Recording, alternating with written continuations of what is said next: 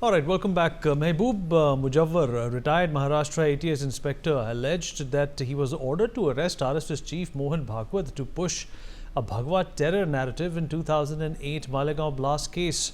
Mujawwar claims the orders, which also targeted others like Ram Kalsangra and Sandeep Dange, were part of a fabricated investigation led by a senior ATS official. He refused to comply, citing the orders as horrific and unfeasible, leading to a false case against him that ruined his 40-year-old career. Mujawwar asserts that the saffron terror theory was fake and claims to have documentary evidence. This comes after a special NIA court acquitted all 7 accused, including Pragya Thakur and Prasad Purohit, in the blast case due to insufficient evidence. The Malegaon blast on September 29, 2008 killed 6 and injured others near a mosque during Ramzan. All right, we'll talk about this with our guest. Joining us on the program at this point in time is Upma Singh Sadhvi, Pragya's sister. Also joining us on the show is Mr. Yashovardhan Azad, former Special Director, IB. Mr. Harishankar Jain, Supreme Court Advocate, joins us on the program as well. And Mr. Ujjwal Nikam, Rajya Sabha Member of Parliament, will also be joining us momentarily. Mr. Deshratan Nigam, Political Analyst, with us on the program as well. Thank you everyone for being a part of this conversation. Mr. Azad, I'll begin with you, sir. I hope you can hear me. So these are serious charges being made that this certain individual was tasked with implicating people under the garb of saffron terror, and he also goes on to say that there were orders, there was a diktat to arrest Mr. Mohan Bhagwat as well. What is your impression of what's happened here?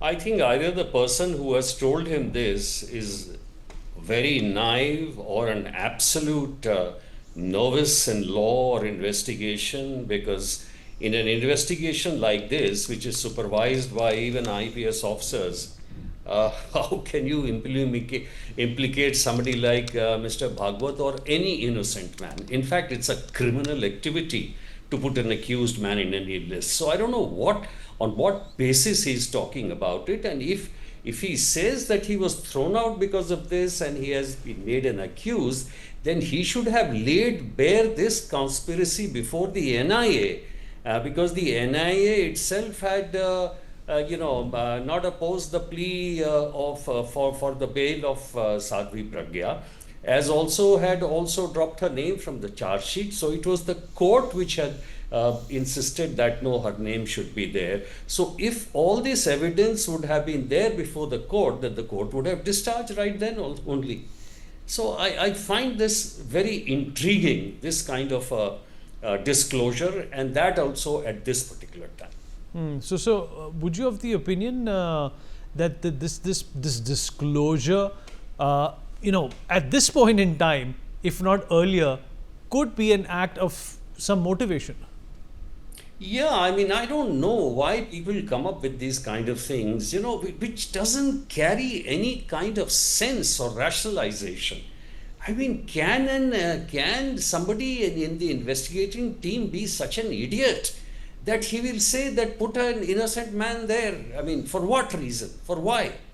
I mean, I don't understand. And putting somebody like Mohan Bhagwat, I mean, this is crazy. I mean, can it ever stand in any kind of a court or even for a common reasoning? So that's number one. And number two, if there was this kind of a conspiracy that you were given a list of, say, 5 or 6 people, that okay, let's put these people there. So obviously you'll have to collect attendant evidence. That means you have to collect, some other false witnesses also. So where will you do that? That entire conspiracy charge, if you give it before the court with evidence, then the case will fall flat right then. Why would it continue for, say, another 7 or 8 years? So I don't know. This should be inquired into, actually. This should be really inquired into. It's a very important thing, because this man says that he was dismissed or there was an inquiry against him and he was under criminal investigation. So that's an important thing, and one should find out how it happened. Right, and sir, there is also this closure to the saffron terror debate, which has been done by the courts. What's your response to that? First of all, this saffron nomenclature was wrong. Whoever did it and talked about saffron terror, I'm totally against this kind of terminology. Saffron terror, Muslim terror or any terror. How are we interested whether he's a Muslim, Indian, Sikh or anybody? Look at all over the world, the crimes which are taking place, and if you see the global crime trends, people are talking about cyber crime, rising terrorism. Nobody talks in terms of saffron or green or anything like that. So that was absolutely wrong. But what is also absolutely wrong is, see, after all, NIA is a government agency. NIA, mind you, is one of the top investigative agencies. You have the finest officers there who are brought into here. Now, your case has failed, like in the other case, in the Bombay blast. You should be reflective over it. You should think why it has happened. And having collapse of two the important investigations into terror should set you into thinking very seriously as to what we should do about our prosecution, what we should do about investigation, what should we do about our prisons. Judiciary, of course, I dare not say anything. So it's something to be looked at. For example, if a trial court is giving 5 death sentences and 7 life sentences, and it's completely trashed by the other court, then obviously something is really wrong somewhere. Not only in the investigation and prosecution, which I admit could have been, but also somewhere else. So isn't it time now to look at this thing? Look at this Malegaon, even the blast case. Should be looked into what has happened, because some of the things which have been mentioned are so basic. And when these cases are being supervised by senior IPS officers, then how there are problems with legal sanctions even. I mean, problem with the chain of custody. These are very basic issues in investigation. So I think it really needs a look, but it should be looked into, somebody like an attorney general, because something is seriously wrong with our prosecution. How do we appoint our special prosecutors? That should be looked into. How should we make an appointment into the NIA and the NIA heads? That should be looked into. And how do we appoint the prison chiefs also? That should also be looked into. And I think this calls for not for a gung-ho or a kind of a political kind of a debate. I mean, absolutely wrong to talk about saffron terror, green terror, or whatever things they mention. But look at seriously what is going to happen, because this will have a very, very deep, long implications over our entire criminal justice system. Mr. Azad, always a pleasure having you, sir. Thank you so much for speaking with us. All right, Mr. Harishankar Jain, Supreme Court Advocate, also with us on the program. Mr. Jain, thank you for speaking with us. I hope you can hear me, sir. Yes, I'm hearing good. Right. So the concept of saffron terror, according to you, do you think that has been done away with this landmark judgment?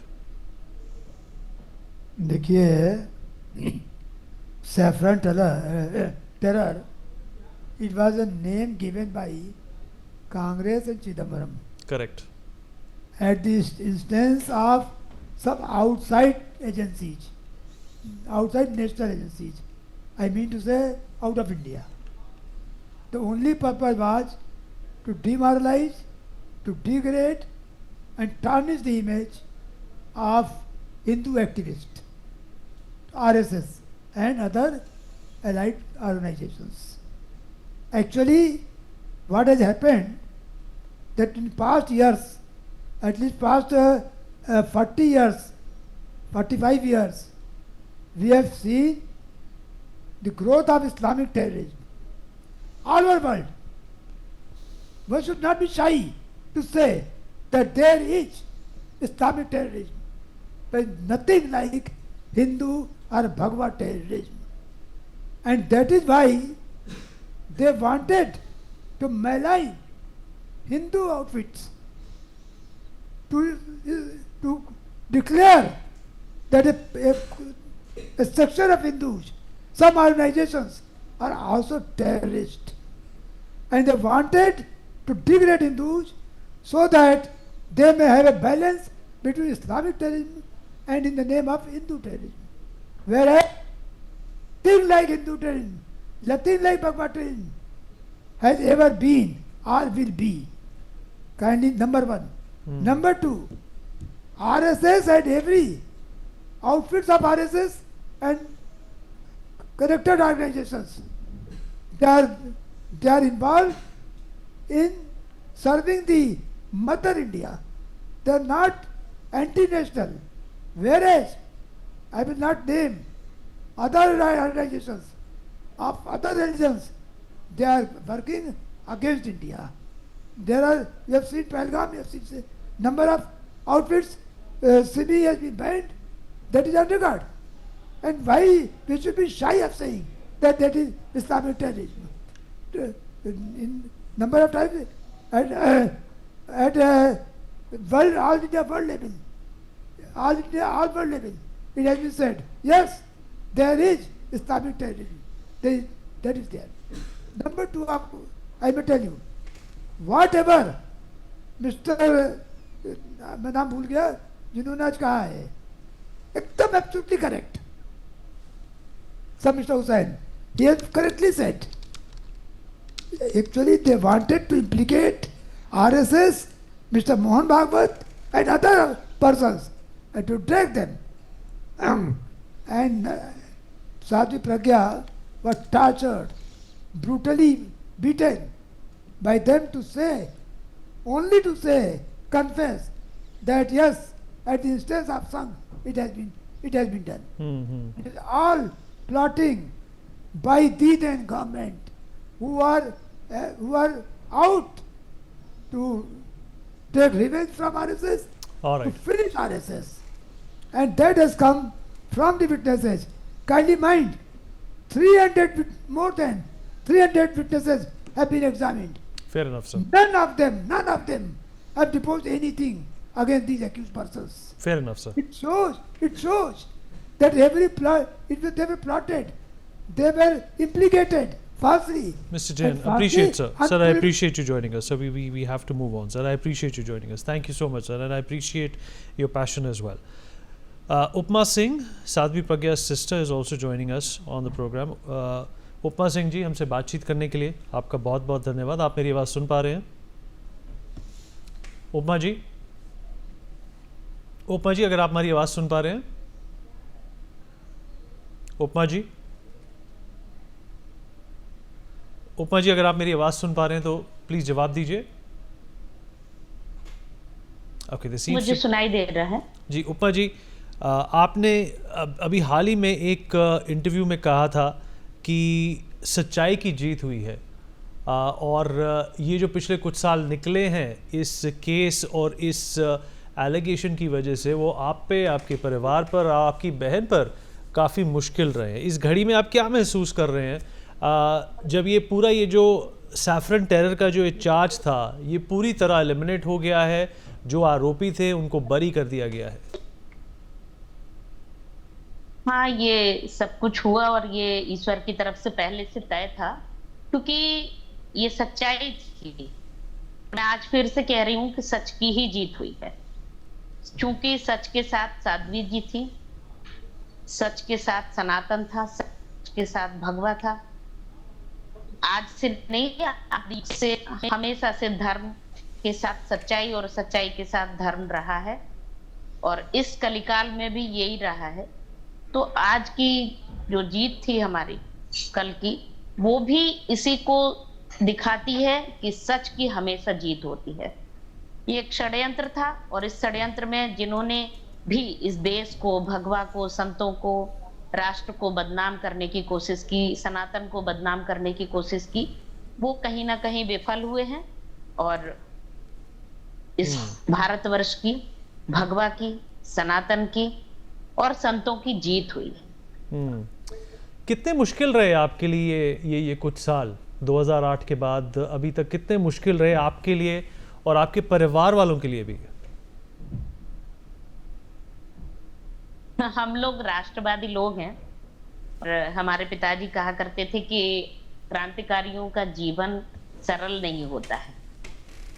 तो मैं सोचती हूँ कि जब स्वतंत्रता संग्राम के जो सेनानी थे उनके जीवन में जितनी कठिनाइयां आई होंगी शायद वो व्यक्त नहीं कर पाए. कुछ लोग शहादत में चले गए और कुछ लोग शायद अब इस समय हैं नहीं, परंतु उनके जीवन में जितनी कठिनाइयां आई, वो सारी कठिनाइयों को उन्होंने हंसते हंसते पार किया। वैसे ही हम लोग थोड़े से विचलित परिवार के लोग हो भी जाते थे बीच बीच में कभी, लेकिन साध्वी जी हमेशा संतुलित रहीं। मानसिक, शारीरिक, आर्थिक, सामाजिक सब तरह की टॉर्चर और परेशानियों को झेलने के बावजूद भी उनका एक भरोसा था कि सत्य की जीत होगी। ईश्वर हमेशा सच का साथ देते हैं और देर से ही सही पर सच्चाई ही जीतेगी। मैं निर्दोष हूं, मैं निर्दोष निकल करके आऊंगी इस सब से। आपने ये भी कहा था कि इस रूलिंग के बाद भगवा की जीत हुई है, हिंदू राष्ट्र की जीत हुई है, सनातन धर्म की जीत हुई है। आपको क्या लगता है कि विपक्ष जो इस मुद्दे को लगातार इस्तेमाल करता रहा है इस सरकार के खिलाफ भी, अब वो चुप हो जाएंगे?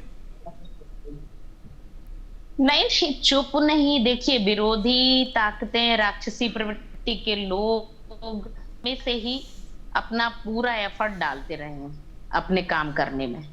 जैसे देवकाल में राक्षस अपनी प्रवृत्ति के अनुरूप काम करते थे, वैसे ही इस समय भगवा के विरोध में, सनातन के विरोध में जो लोग काम कर रहे हैं, पिछले वर्षों जिन्होंने भगवा आतंकवाद की थ्योरी गढ़ी थी, वो सारे लोग आज भी अपना काम करेंगे, कल भी कर रहे थे। परंतु ये सबका काम होना चाहिए थी। इस समय जो कहना चाहिए कि हेलो, हाँ जी उपमा जी, आपके कनेक्शन में थोड़ी दिक्कत है, पर हमसे फिर भी आपने समय निकाल के बात की, उसके लिए आपका बहुत बहुत धन्यवाद। Mister Tejpratap Nigam, political analyst with us on the program. Advocate Gyanendra Mishra, political analyst, also with us on the show. Advocate Mishra, I'll begin with you. All right, well, all those claims, Advocate Mishra, about Bhagwa terror and Sadhvi Pragya being a terrorist have fallen flat on their face. The judiciary has not implicated them, the judiciary has exonerated them. So, Vinith, yes, obviously, that is for everyone to see that the judiciary has exonerated it. But I think it is not an occasion for celebration, in the sense that you will see there is a pattern. Not only in this case, few days back there was a verdict in Mumbai train blast case as well. And there also all the accused were exonerated with the same observation that it is a botched up and unprofessional investigation by the premier investigative agencies of the country. So the court has nowhere telling that there is no evidence against these peoples at all, or they have been falsely implicated. The undercurrent of the court judgments consistently on the terror incident are that the investigating agencies are not doing their job properly. They botched up the investigations, they don't conduct investigation in a professional manner, and the same has happened in this case as well. When you look at the judgment, the court itself is telling that there is a strong suspicion against the accused, but the court has of course applied the legal jurisprudence by saying that howsoever strong the suspicion could be, it cannot replace the standard of proof that is required for conviction in such cases. And today we are celebrating because the accused belongs to a particular religion, and therefore we are celebrating, oh see, they have all been exonerated and therefore there is no Bhagwa terror, etc., etc. But that is the point I was making. The few days back in the So what are you saying? There is Bhagwa terror? Is that what you're saying? No, that's not what I'm making. A very different point. I'm making that the same has happened in the Mumbai train blast case, where the people from the different religions were accused and they were celebrating in the same manner that we have been falsely implicated. And in that case also, the court has given the same observation that the investigative agencies in this countries are not doing their job properly and professionally, and therefore the court's hands are tied in convicting the accused of such an heinous crime across the board, I am telling. So it is a serious matter of concern, because such a terror acts from what I gather whether- from what you have said, Mr. Advocate Mishra, is the fact that there is a trace of Bhagwat terror. It's just that because of the botched up procedure by the investigative agencies, it has not been proven. Is that what you're trying to say? Okay, let me get Mr. Nigam into this conversation as well. Mr. Let me Nigam, complete 1 second. Yeah, quickly, sir. 30 seconds, and Mr. Des. Go on, sir. I don't subscribe to this, equating any terror act with any religion. And you look at the court's judgment today. The court has said. Why don't you subscribe terror with any religion, sir? Why don't you subscribe any religion with terror, sir? Is that really difficult? Let me get Mr. Nigam to answer the same question as well. Mr. Nigam, would you like to subscribe a religion to terror? In fact, United Nations says, and if you look at their statistics, the organization who have been designated as terrorist organization, almost all of them are Muslim, Islamic. I need not say more than that. I may have a personal opinion or a different opinion than that of Mr. Mishra, but the fact remains, the evidence. No, but then it's not an opinion. That's a fact that you're stating, I presume. Yes, and anybody can go to the United Nations website and see their designated terrorist organizations, and you need not say anything further. Now, the fact remains that this particular case, the developments that have taken place today of earlier ATS officer who was pressurized to arrest the RSS chief. He said he was pressurized, and salute to that particular officer that he did not succumb to that pressure. And he also said that 2 people who have been shown legally as absconding have been killed in police custody. They were RSS Swayamsevaks who were being falsely implicated. And he had raised the very same point documented in 2009 to the government, to then Congress government. And what was being done by the state government, probably under the instructions of the Congress central government, was that they were using a Muslim officer to arrest the RSS Chief Bhagwat ji so as to create communal disharmony in the country and to polarize Muslim votes, because 2009 elections were around the corner, and to corner Muslim votes. That strategy probably at that point of time did pay off. However, the truth is exposed today by acquitting all the 7 accused. And anybody, and I'm sure Mr. Mishra has read the bail order given to Sadhvi Pragya from the Supreme Court, the torture that the Supreme Court has mentioned was given to her. Her spine, suffered and she was unable to walk. And 21 days she was not even given food so as to get some kind of a confession from her. Anybody can read that particular order. It is voluminous, but that will actually expose the nefarious activities and the sinister conspiracy of Frankenstein proportion that was undertaken by the then Congress government. And today, the truth stands exposed, and I expect a high-level committee to actually investigate the ex-ATS officer who has made very serious claims today on national TV. And at the same time, you must also see that his career was destroyed. False cases was hoisted on him, and he has said my 40 years career was destroyed. So all this requires a high-level investigation. Those who, sat on the drawing boards and created this conspiracy have to be taken to task and must be punished and brought to book. Fair enough. Mr. Nigam, I'll come back to you. Gufran Khan, the brother of Irfan Khan, who died in 2008 Malegaon blast, is also with us on the broadcast. Gufran, अगर आप मेरी आवाज़ सुन पा रहे हैं?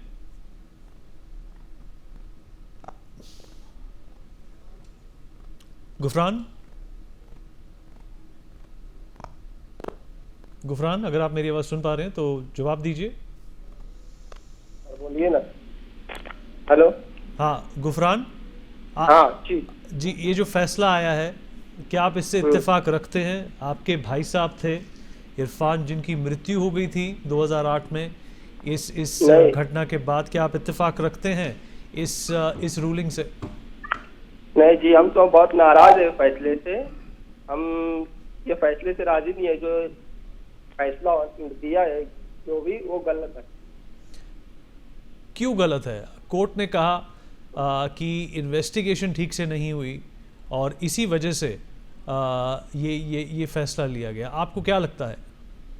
नहीं जी, हमें तो ऐसा लगता है कि फैसला गलत लिया गया है कि एक फैसले को 17 साल लगा दिए, जो कि हमारा भाई जो था बहुत ही अच्छा था, इसकी जान समझे।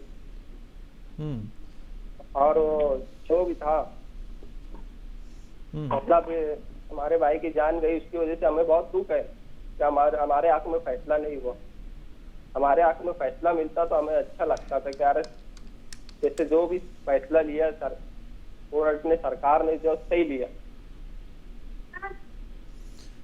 चलिए इरफान, हमसे बातचीत करने के लिए आपका शुक्रिया। All right, well, obviously the victim's family not happy there with the ruling that has come out, but unfortunately we have run out of time.